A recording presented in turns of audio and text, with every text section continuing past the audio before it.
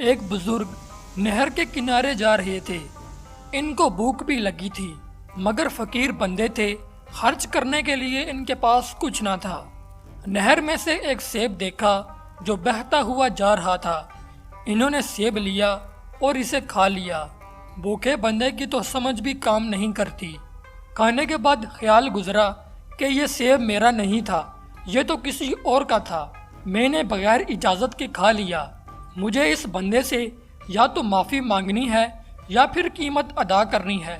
چنانچہ انہوں نے دیکھا کہ یہ پانی ایک نہر سے آ رہا تھا۔ آگے کچھ دور جانے کے بعد دیکھا کہ ایک باغ ہے جس میں سیب کے درخت ہیں۔ یہ سمجھ گئے کہ یہ سیب یہیں سے گرا ہوگا۔ باغ کے مالک سے ملے اور کہا کہ میں نے آپ کے درخت کا سیب کھا لیا ہے، لہٰذا یا تو معاف کر دیں یا قیمت لے لیں۔ مالک نے کہا معاف تو میں نہیں کرتا، ہاں قیمت ادا کر دو۔ کہنے لگے جو بھی قیمت ہوگی مزدوری کر کے دے دوں گا۔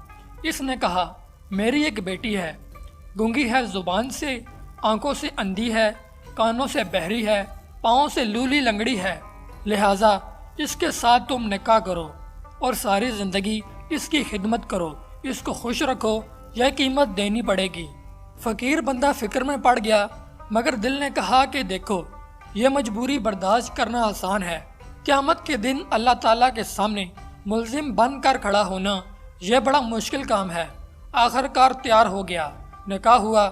جب وہ بیوی کے پاس گیا تو حیران ہو گیا۔ اس نے دیکھا کہ یہ لڑکی بڑی خوبصورت ہے، بولنے والی ہے، سننے والی ہے، سمجھنے والی ہے۔ حیران ہو کر اس سے پوچھا کہ تم اپنے باپ کی ایک ہی بیٹی ہو یا کوئی اور بھی تمہاری بہن ہے؟ اس نے کہا میں ایک ہی ہوں۔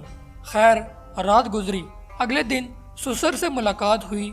سسر نے پوچھا بتاؤ مہمان کو کیسا پایا؟ اس نے کہا آپ نے تو کچھ اور ہی بتایا تھا، مگر وہ تو ایسی نہیں، وہ ہر عیب سے پاک ہے۔ سسر نے کہا یہ میری بیٹی ظاہر حسن جمال بھی رکھتی ہے اور باطنی اعتبار سے بھی، حدیث کی عالمہ، قرآن کی حافظہ ہے۔ میں چاہتا تھا اس کے لیے کوئی ایسا خاوند ڈھونڈوں جس کے دل میں اللہ کا خوف ہو، کیونکہ جس کے دل میں خوف خدا ہوتا ہے وہی تمام حقوق صحیح ادا کرتا ہے۔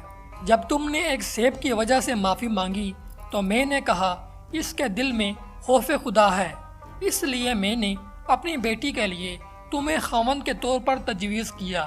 دونوں ساتھ رہنے لگے۔